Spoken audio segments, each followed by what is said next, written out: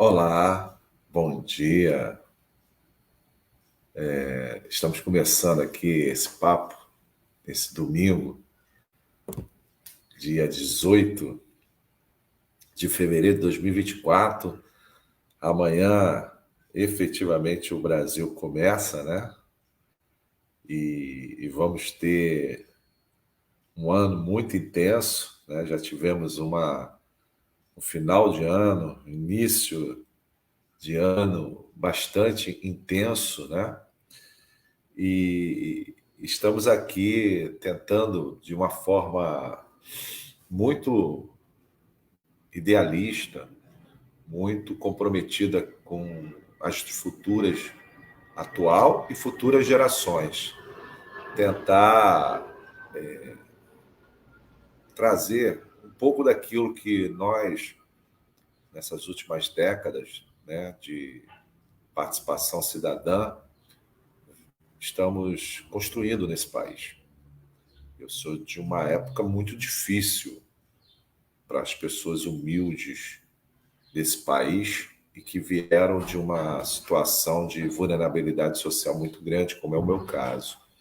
E nós estamos avançando, né, a passos que poderiam ser mais rápidos se nós não tivéssemos que enfrentar aquela velha estrutura escravocrata de um capitalismo periférico no Brasil, que toda vez que nós começamos a dar alguns passos mais acelerados, vem uma elite econômica, financeira, com apoio de segmentos hoje totalmente a serviço dessa exploração do brasileiro,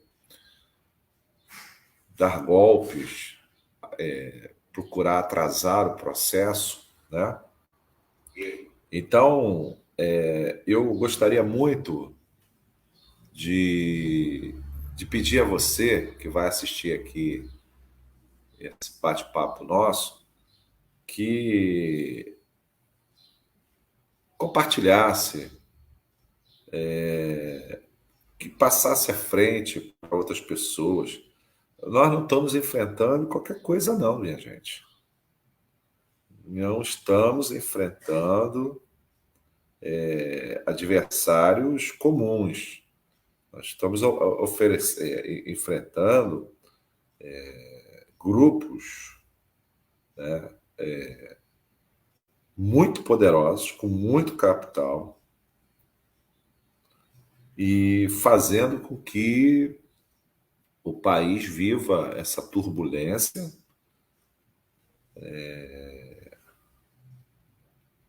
e com muita dificuldade para mobilizar parte da sociedade para uma causa libertária, né? Muito difícil. As pessoas do campo progressista, uma parcela, está acreditando só no institucional, apostando que só via articulações de Lula, do Congresso, vai conseguir realmente segurar essa horda de golpistas, né? Dessa mentalidade atrasada, onde você vê pessoas totalmente abduzidas, controladas por um pensamento extremamente atrasado, reacionário, o termo certo é esse, reacionário, de uma reação para trás, e que nós estamos tendo muita dificuldade de mobilização, né? Muita dificuldade. Você vê que hoje as lideranças sociais estão apostando muito em programas governamentais, programas de editais, de ONGs, e não está fazendo um movimento de participação social, Não dá para a gente ficar postando o tempo todo que o Lula, né, e os nossos companheiros que estão aí no parlamento vão dar conta dessa tarefa, que é uma tarefa do conjunto das pessoas que acreditam na democracia, um conjunto de pessoas que lutam por um país melhor, por uma juventude que venha ter uma educação de qualidade, empregos de qualidade, porque não adianta ter uma educação de qualidade e você não oferecer emprego para essa juventude, uma reindustrialização. Nós temos hoje uma máquina de produzir falso conhecimento através das redes sociais. Nós temos hoje pessoas sendo pagas a peso de ouro para divulgar mentiras, e eu posso falar isso porque eu conheci e conheço pessoas, né? Tem uma que está até presa, porque foi tão fundo nessa coisa de criar perfis falsos, de mentir, de atacar pessoas, que foi pego e está preso. Está hoje lá preso em Japeri, né? E mexeu com pessoas que mapearam e sequenciaram as suas redes sociais e prenderam essa pessoa. E não era pessoa fazendo campanha para esse grupo bolsonarista, não. Ele era ligado à direita, sim, mas não. Era um outro. E eu conheci, né, e vi como é que é o modus operandi dele. E nós estamos aí vivendo um momento muito complicado, ainda não saímos desse processo, e é por isso que hoje a minha primeira postagem do dia foi falando sobre o analfabetismo funcional. O analfabetismo funcional, nós que somos educadores, a gente vem falando isso há mais de 30 anos. E ele é fruto da reforma educacional feita pela ditadura empresarial militar, com a Lei 5692 de 71, que tirou do currículo história, sociologia, filosofia, geografia, aquilo que é pensamento humanista, crítico, que leva as pessoas a raciocinar e ter uma leitura holística do processo, foi tirado pela ditadura. E nós só no processo de redemocratização que conseguimos retomar. Você vê que todos esses caras que são picaretas, que pregam golpe, que pregam ditadura, que é tudo 7-1. Tudo 7-1. Tudo, tu vai investigar a vida deles, é tudo cheio de trambique. Esses caras são os primeiros, né, principalmente os militares, como o Mourão falou mal da filosofia, porque sabe que a filosofia é uma tecnologia criada pelos gregos para fazer o homem pensar. Não à toa que foi na Grécia Antiga que se criou-se a democracia.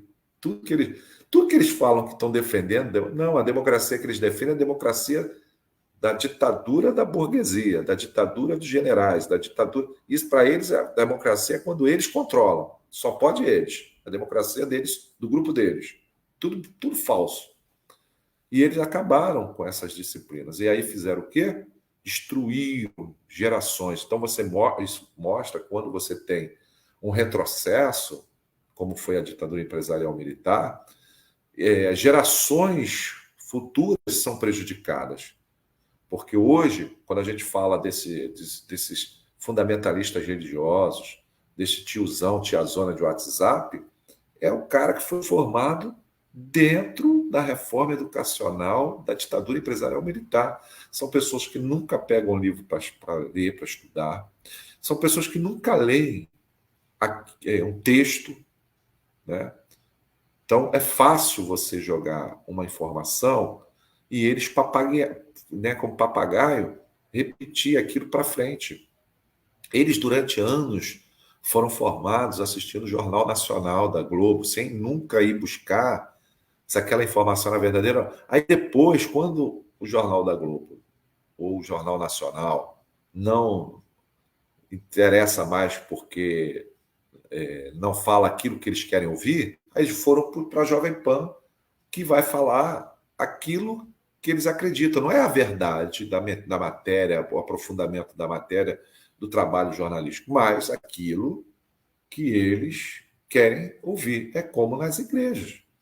Essas igrejas neopentecostais, eles usam. Aliás, isso tudo, gente, é um processo que não começa no Brasil, tá? Isso começa a estudos, documentários que mostram o uso do algoritmo, né, o uso da inteligência artificial para aprisionar esses analfabetos funcionais dentro dessas bolhas e fazem com que eles só acreditem naquilo, só repitam aquilo, só, né? Por quê? Porque isso tem a ver também com psicologia militar. E aí eles usam a psicologia militar para aprisioná-los. Eu vou dar aqui para vocês uma dica de leitura. Hoje vocês só vão encontrar isso vasculhando na internet. Um livro que é de 2005. Ou seja, antes disso tudo começar a acontecer, que nós estamos vivendo, que começou com o tal do mensalão que eles criaram quando no primeiro governo do Lula. Depois, o teste, o laboratório deles de mobilização desse perfil de analfabeto funcional se dá a partir de 2013. Eu vou mostrar aqui para vocês um livro que eu comprei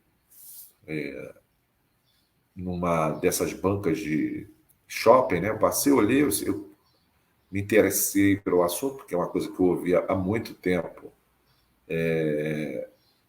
sobre isso, né? Sobre a Opus Dei, que é dentro da extrema-direita. E aí eu me interessei e fui comprar. Rapaz, eu fui ler, menino, eu fui ler esse livro, e lá nesse livro, esse livro aqui, ó, Opus Dei, ele é de 2005. Opus Dei, Os Bastidores, História, Análise e Testemunho. São pessoas que foram da Opus Dei. O que é a Opus Dei? É um grupo de extrema-direita, conservadora, dentro da Igreja Católica, que tem um pensamento medieval, segregacionista, supremacista, e que no Brasil vários jornalistas, pessoas do judiciário, são ligados e formados dentro disso aí. Por isso, quando você vê muito padre aí conservador, e agora foi pego nessa história aí do planejamento do golpe, um desses padres são ligados e formados dentro da Opus Dei. Esse livro é de 2005. E lá, dentro desse livro, os autores mostram que quando Lula ganha em 2003, dá um reboliço na burguesia brasileira e na extrema-direita, como que aconteceu aquilo, como é que eles deixaram isso acontecer.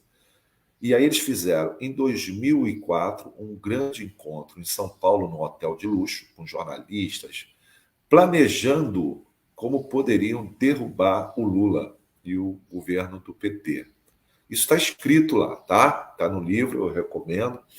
Então, esses caras já na primeira vitória do Lula ficaram preocupados. E daí eles não começaram a planejar, organizar, né? E aí nós do campo democrático popular temos que ter um processo entre nós de diálogo com a sociedade, com as bases dos partidos progressistas. Qual é o nosso projeto? Eu tenho acompanhado grupos da Frente Brasil da Esperança, de outros setores progressistas, só discutir com quem vai fazer aliança, com quem vai estar no poder. Olha só, você está ajudando a extrema-direita. Você tem que debater, não é isso. Você tem que debater qual é o projeto que você tem para a sua cidade em 2024. Quais as fórmulas de radicalização da democracia que você tem na sua cidade, que você quer implantar. Porque você cair no lugar comum de uma mera articulação conchavo e arranjo, né? Você está fortalecendo a lógica neoliberal, a lógica política que hoje está permeada dentro dessas movimentações políticas no Brasil e que não está fortalecendo a mobilização social. Nós temos que fortalecer a mobilização social. Eu lembro que no dia 8 de janeiro de 2023, quando houve a tentativa de dar o golpe, um grupo que eu participo na cidade de Duque de Caxias foi nos oferecido por um quadro político que não estava nem no Brasil naquele momento, mas que mora em Duque de Caxias, e que tem uma representação política, ofereceu instrumentos para a reação contra o golpe que estava em tentativa. Chamei as pessoas daquele grupo, que se dizem progressistas, revolucionários e tal, e para fazer um ato já naquela segunda-feira e não obtive resposta. E aí eu insisti, o que eles fizeram? Não mobilizaram, não quiseram fazer na nossa cidade, Duque de Caxias, um ato contra o golpe, e foram somar com um ato na cidade do Rio de Janeiro, que é outra cidade, não é a nossa cidade. Assim como as outras cidades todas, onde tivesse grupos reunidos, deveriam fazer atos de resistência ao golpe e denunciar o golpe, porque aí você cria uma onda, uma sinergia positiva contra esse tipo de manifestação. Nós estamos precisando disso, nós estamos precisando mobilizar as nossas, os nossos exércitos, as nossas militância para esse movimento. E aí, galera, nesse papo de domingo, eu quis começar aqui com vocês, e eu vou com o primeiro texto que eu fiz e botei hoje na minha postagem, é esse aqui, que continua muito preocupante. Nós temos que quebrar esse círculo do analfabetismo funcional, nós temos que quebrar. E como é que a gente quebra isso?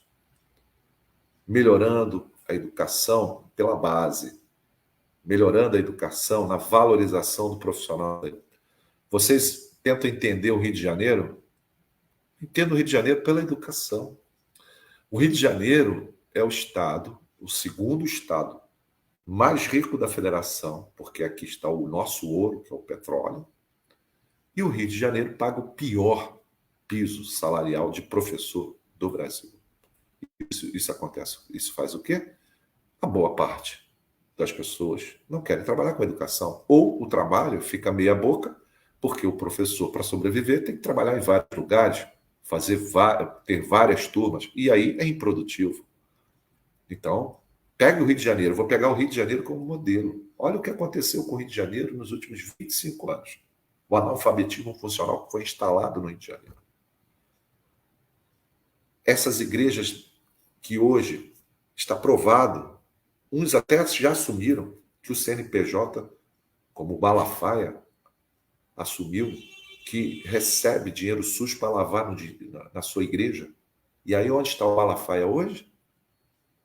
Está defendendo golpe e falando que vai usar o dinheiro dos fiéis para bancar um ato político, um cara que ficou milionário graças às isenções que são dadas aos templos religiosos, quer dizer, eles usam a isenção para não pagar impostos, para sonegar, usam o CNPJ, aí tudo que eles compram no nome do CNPJ, é assim que funciona a lavagem do dinheiro, eles não botam no CPF deles, e esses caras entraram no Rio de Janeiro, veja o laboratório que virou o Rio de Janeiro, com esses grupos, e criando grandes fortunas, que vão financiar YouTube, vão financiar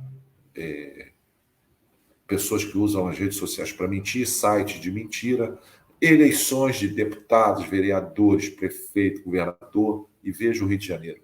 Nos últimos 25 anos, tirando a governadora Benedita da Silva do PT, todos os demais foram presos. E esse que está hoje, que foi eleito com 58%, está em vias de ser preso também.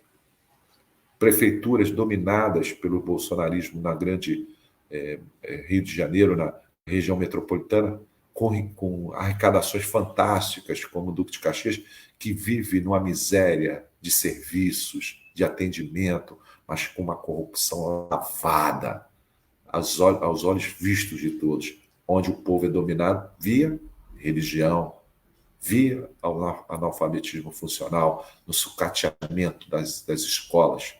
Então, escolas brasileiras ainda formam analfabetos. Esse aqui é do jornal da USP. A USP, para quem não sabe, é a única universidade do Brasil entre as 100 melhores do mundo. Então, quem está falando não é qualquer universidade. Não é uma universidade que passou. É uma universidade que produz ciência, produz pesquisa. Cerca de 29% da população brasileira tem dificuldade para ler textos e aplicar conceitos matemáticos para especialistas dados refletem a falta de investimento na educação. E este investimento, pessoal, passa pelo o processo de valorização do professor, valorização da escola como espaço de conhecimento diverso, né? E é por isso, né, que muitas das vezes eles atacam o professor. Eles atacam o professor porque eles não querem escola. É só estudar a história da Malala, né, que você vai entender o que eles querem fazer no Brasil.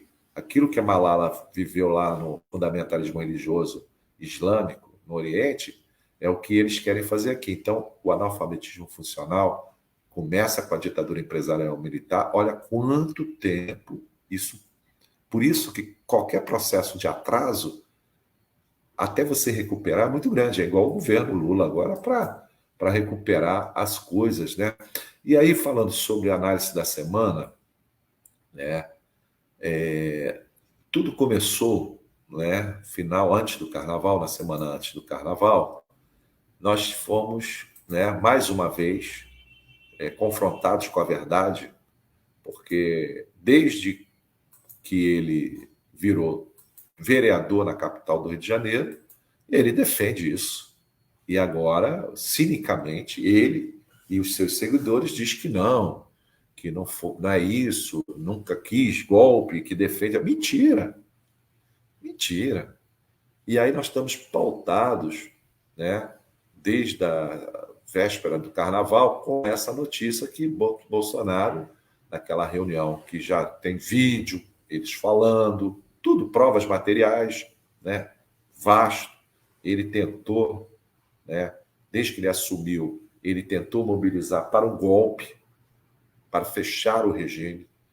Nessa hora, você que está aqui assistindo, eu que estou falando, poderíamos não estar mais aqui, ou tinham eliminado a gente, matado, né, as pessoas, ou quem pudesse teria fugido ou se escondido, né, estaria escondido. Então, esse é o projeto dessa gente. Por quê? Porque eles vivem como Nabucodonosor, como os faraós, mas, na hora de fazer a imagem, eles vendem como pessoas humildes. Aliás, ele mandou quase R$ 1 milhão antes do Lula tomar posse para a Flórida. Quem é que tem 1 milhão para mandar assim, para ficar esperando se vai ter golpe ou não, que era esse o objetivo? São milionários, não é humilde. E quem ganhando salário de vereador, deputado, presidente, fica milionário? Ninguém, gente. O máximo que vira é uma classe média. E ele ficou milionário participando de trambiques, de roubos, de tudo que é sacanagem.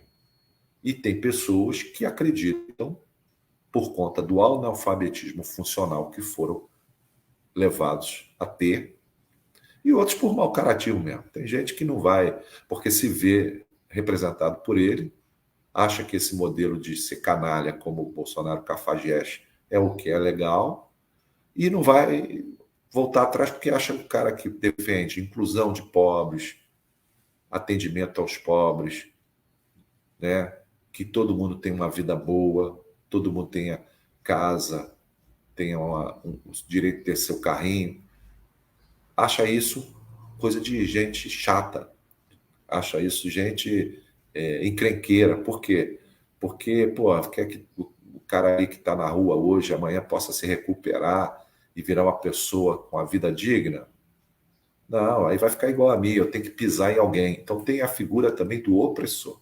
E essa matéria aqui, para vocês verem, para ninguém dizer que não, a imprensa hábil, é do Consultor Jurídico, um site de serviços para os setores judiciários, advocatícios e cidadãos que queiram se informar. Então, Bolsonaro pediu alterações militantes de golpe. Gente, eu fui gestor público durante 10 anos.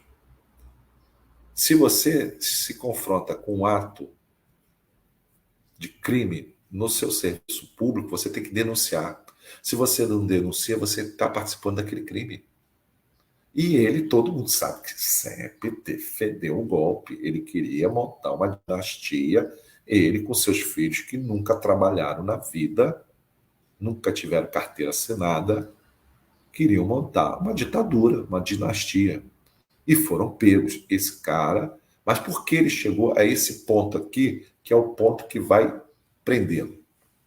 Isso tem um histórico. E nós que somos pais, que somos mães, que somos responsáveis pela criação de alguém, a gente sabe que quando a gente cria alguém, a gente vai passando valores, educação. E tem um momento que você tem que ser duro, tem que cortar o mal pela raiz ali na educação. Mas esse cara, ele vem fazendo isso há 30 anos e ninguém parou ele. E aí, o que acontece com uma pessoa marginal, com um bandido como ele? Ele vai fazendo, não acontece nada, ele vai avançando. É assim que funciona a mentalidade de um bandido, como ele, como esse ex-presidente. Então, ele participou sim e tem todos os elementos para ser preso. E aí, como ele tem uma horda de analfabetos funcionais, de pessoas picaretas e trambiqueiras como ele chama uma manifestação para o dia 20, né, com o objetivo de tentar evitar a sua prisão, só que não vai. E aí, como eu falei agora há pouco, se você educa a pessoa e joga duro na hora que ela falha, ela vai ser educada. Mas se você vai passando pano para o mal educado, né, passando o pano, vai acontecer o quê? Isso que nós estamos vivendo hoje no Brasil. Então, olha só, o que nós estamos vivendo no Brasil é isso aqui, gente.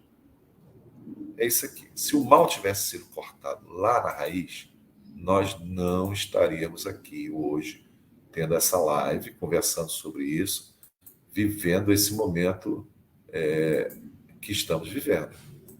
Que é isso aqui. Nós, né, somos vítimas da impunidade corporativa no Exército Brasileiro. Porque o Exército Brasileiro se gaba de falar, né, nos quartéis, que ali é um lugar de disciplina, de ordem, que deve se cumprir o código de conduta. Mas olha só, isso serve para você, pobre, que vai ser conscrito e vai ser soldado raso, no máximo cabo lá no Exército. Por quê? Se você, filho da Dona Maria Lavadeira, do seu João Pedreiro, tivesse feito isso aqui, que aconteceu lá nos anos 80, você teria sido expulso, pego uma cana braba e ia estar com a tua ficha suja pro resto da vida, profissionalmente. Mas o que acontece? Ele não foi. Ele não foi. Por quê? Porque estava numa escola da elite militar. Ele saiu de lá, onde estão os generais, e ele foi ajudado pelo Parça, que na época era major, mas era ajudante de ordens, comandante do Exército, o Heleno, que, quem sabe, já com os serviços de informações que existia, sabia do caráter. Porque tem isso, tá, gente? No processo de inteligência, eles mapeiam também o psicológico, o caráter dos seus subordinados, para usá-los conforme o interesse. Tanto é que a gente tem que ter muito cuidado das informações que vêm dessa gente, porque existe o serviço de contra-informação, que às vezes muita gente da esquerda, progressista, cai, que é uma contra-informação que eles dão para você propagar, mas na verdade eles estão com o objetivo em outra coisa, e você cai igual um patinho. Esse cara, se lá ele fosse punido, fosse expulso exemplarmente, ele não teria virado nem vereador. E aí, o que acontece? Por que Jair Bolsonaro saiu do Exército? Relembra a história do ex-presidente dos anos 80. Ou seja, por que foi preso? A história de Jair Bolsonaro no cenário político começou a se desenhar no final dos anos 80, quando era um jovem capitão do Exército. Em setembro de 1986, ele escreveu um artigo de opinião intitulado "O Salário Está Baixo", que foi publicado na revista Veja. Nesse artigo, Bolsonaro expressou sua preocupação com a falta de reajustes salariais para os militares e como isso estava levando à desistência de cadetes da Academia Militar das Agulhas Negras. Olha só, Ele reclama do salário baixo, que os cadeiras estão. Imagina se os professores do estado do Rio de Janeiro desistissem de ser professor e largassem a profissão. Sabe o que ia acontecer? Você ia ter um apagão que os pais, as mães, iam explodir para as ruas, mas toda vez que há uma greve legítima dos profissionais da educação, você vê como eles jogam pesado para abafar a greve dos trabalhadores. E ele, militar, privilegiado, ganhando acima dos professores, fez esse artigo. Mas não só isso. No entanto, o problema com esse artigo foi que Bolsonaro escreveu e publicou sem o conhecimento e autorização de seus superiores do Exército. Isso resultou em consequências disciplinares para o jovem oficial. Ele foi submetido a 15 dias de detenção, ou seja, ele foi preso, condenado em primeira instância, em segunda instância, e foi descondenado pelo Supremo Tribunal Militar. Então, esse papo de ex-presidiário, ele foi ex-presidiário. Corro o risco de ver minha carreira de devoto militar seriamente ameaçada, mas a imposição da crise e da falta de perspectiva que enfrentamos é maior, disse Bolsonaro à época. Ou seja, um sindicalista, né, discurso de sindicalista, e que eles chamam os sindicalistas de vagabundo. Quer dizer, ele fazer um papel de sindicalista militar, bacana. O trabalhador que está ganhando abaixo do que merece ganhar, não pode. Em 1987, aproximadamente um ano após o incidente do artigo, Jair Bolsonaro voltou a se encontrar nas páginas da revista Veja. Desta vez, ele estava envolvido em uma reportagem que o identificava como um dos autores de um plano para explodir bombas em quartéis e outras instalações militares do Rio de Janeiro. Então, vocês vejam que aquelas bombas encontradas no final de 2022, próximo ao aeroporto de Brasília, aquilo que aconteceu no dia 12 de dezembro de 2022, onde jogaram até um ônibus ribanceiro abaixo em Brasília, botando fogo em coisas na rua, isso é prática articulada por Bolsonaro, por essa gente que está em volta dele. Imagina se ele explode o que ele queria explodir, quantas pessoas iam morrer nos quartéis e nas ruas do Rio de Janeiro. Isso aqui era para ele ser expulso e não levar o que ele levou. Ele ganhou uma pensão, né? Então ele descumpriu o Estatuto dos Militares, ele ameaçou a ordem pública, ele ia matar pessoas, e ele, na verdade, foi colocado compulsoriamente em aposentadoria, ainda ganhando um salário bom, e aí ele não era capitão, mas no Exército e nas Forças Armadas tem isso, quando você vai reformar, você ganha uma patente acima, coisa que não acontece com os professores, com os demais profissionais das outras carreiras. Quando você se aposenta na carreira que está. Você não é promovido um grau acima, e eles têm esse privilégio. Quer dizer, ele, além de ser bandido, de ameaçar a vida das pessoas, ainda ganhou o prêmio de se aposentar compulsoriamente, igual os juízes que são pegos roubando. Quer dizer, este é o perfil dessa gente. E não dá para defender. Quem defende isso está defendendo uma visão distorcida do mundo, né? Uma visão distorcida da nossa realidade. Então, vocês vejam que já lá, no início, né, era o cara ter sido colocado para fora sem direito a nada. Mas aí ele colocam ele para fora. O que ele ganha com isso? Um mandato de vereador na cidade do Rio de Janeiro. Foi premiado. Quer dizer, o erro, o banditismo, a criminalidade é premiada ainda com a mamata de um mandato de vereador que não produziu nada. Ele, como vereador, como seu filho, Carlos Bolsonaro, não produz nada. Nunca produziu.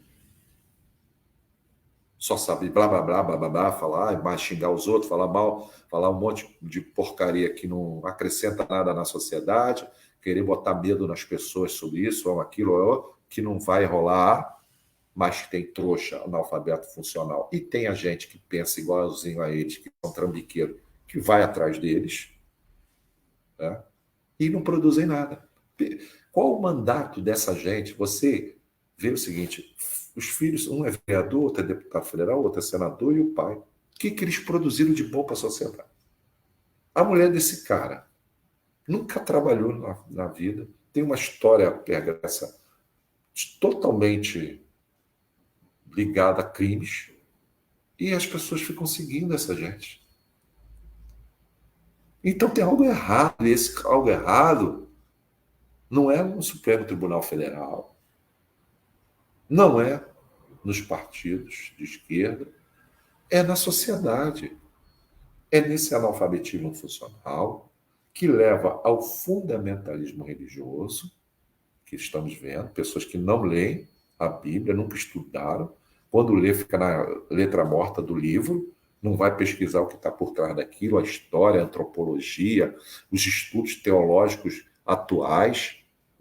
Não, repete como papagaio o que o cara que tem uma boa oratória, porque eles fazem treino de oratória, fazem treino de retórica, fazem treino de psicologia, hipnose, e pega essa gente que é analfabeta, está desesperada, muitas dessas pessoas com desespero, com crises existenciais enormes, e aprisiona aquelas pessoas.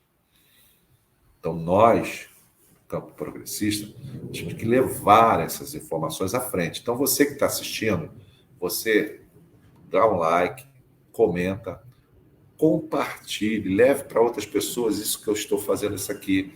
Eu estou fazendo um trabalho pedagógico, um trabalho de informação, de coisas que muitas das vezes as pessoas não têm acesso. Melhor, informações que vêm de fontes seguras.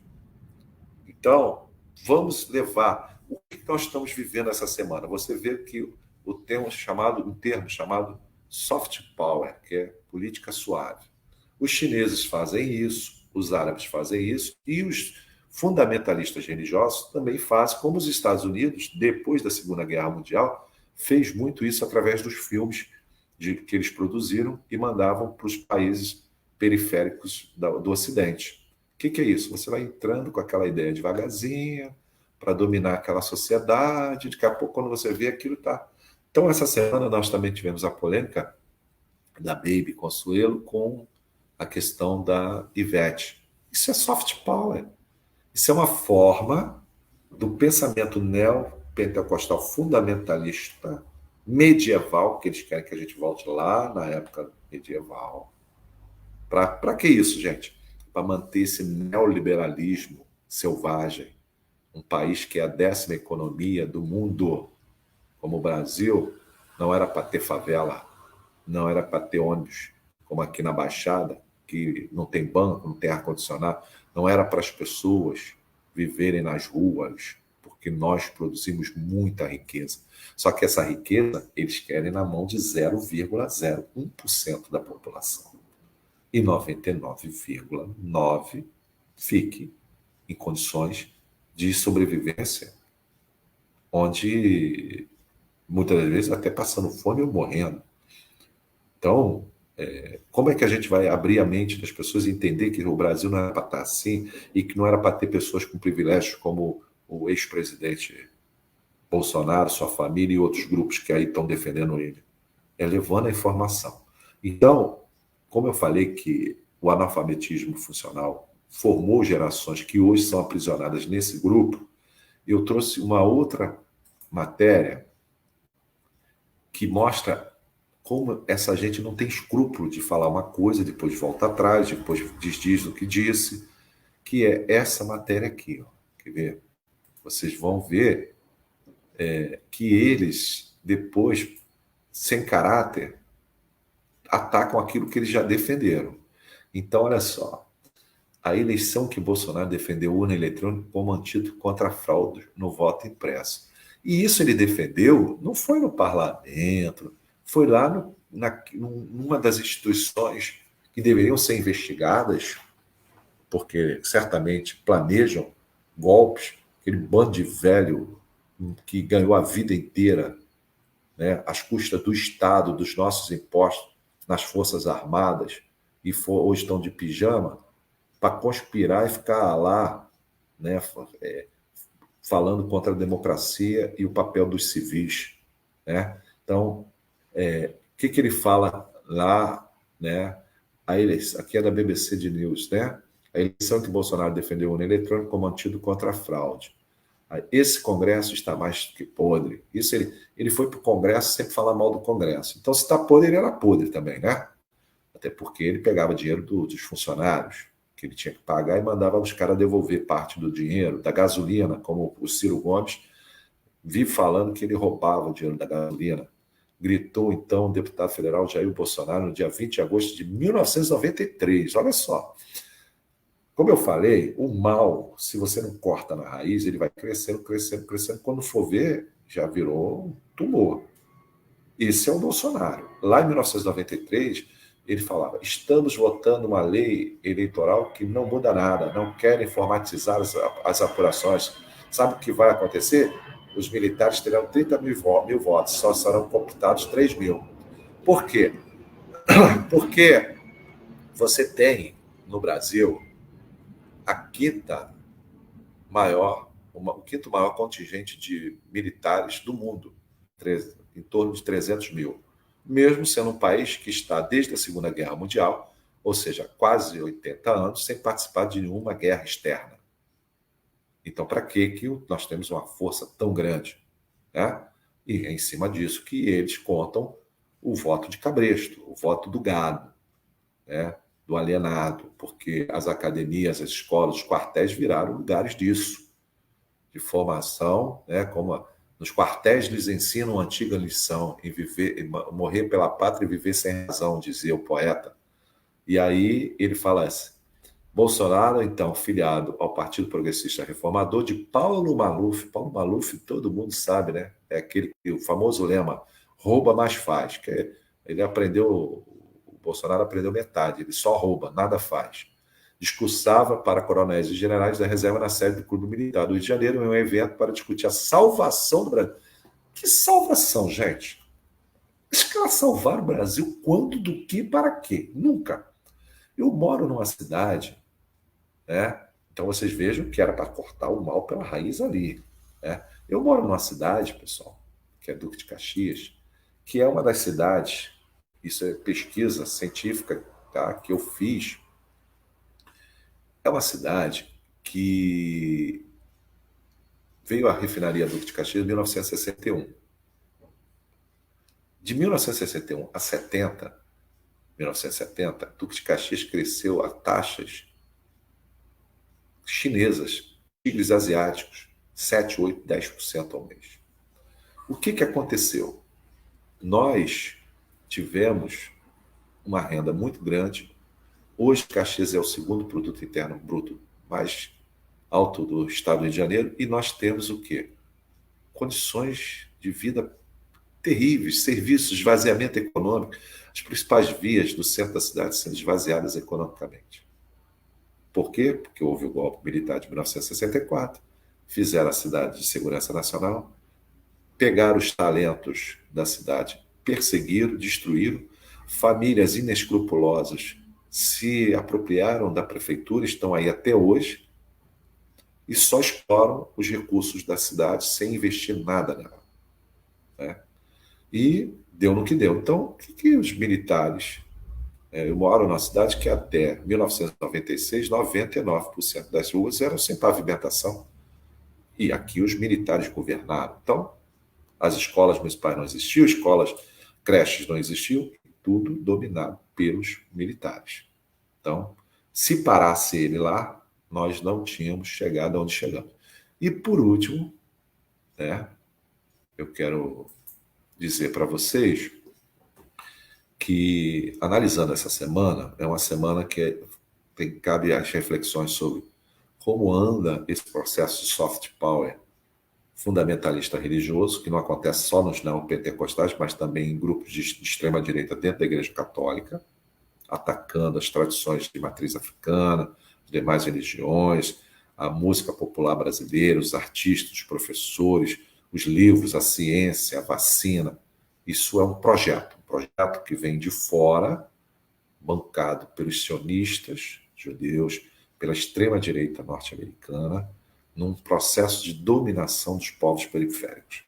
E também que, desde os anos 80, esse setor que apoia esse Bolsonaro vem defendendo a volta da ditadura para manter o povo na miséria, manter a apropriação da riqueza brasileira na mão de poucos, dessa gente somente, e a grande maioria, que são pobres, pretos, periféricos, mulheres, trabalhadores, só sobrevivendo, só comendo, sem a capacidade de sonhar, de ter uma vida boa, como vários povos têm, sem nunca terem sido governados por militares ou por gente golpista. Então, que nesse domingo a gente pegue, né, essa reflexão, pense e leve essas informações ao máximo de pessoas, né, e compartilhe essas informações. Quero aqui agradecer a Esmeralda, né, isso aí, Esmeralda. Devemos ter uma valorização, formando mentes pensantes e críticas, né? A gente não precisa ser vaquinha de presépio nunca mais, né? Esse realmente, se o único problema desse, né, país não, mas a ideologia, José Souza, ela existe e ela hoje é dominada pelo pensamento neoliberal e o pensamento reacionário, né? É uma ideologia reacionária. Muito obrigado aí, Esmeralda. Bom dia para você também. E eu quero agradecer aos demais, quem puder, compartilhe, né? E mande para outras pessoas, né? Então, para quem ainda não tomou café da manhã, um bom cafezinho. E vamos tentar toda semana fazer esse tipo de avaliação, uma análise da semana, porque é importantíssimo o processo pedagógico, processo de formação, né, para que a gente possa superar essa construção que houve nos últimos 10 anos, desde o golpe a Dilma, né, e da preparação desse golpe com a farsa jato e outros movimentos, né? E agora a gente vai ter que cair em campo e também mobilizar nas ruas. Nosso povo tem que voltar para as ruas. Bom domingo para todos. Até a próxima.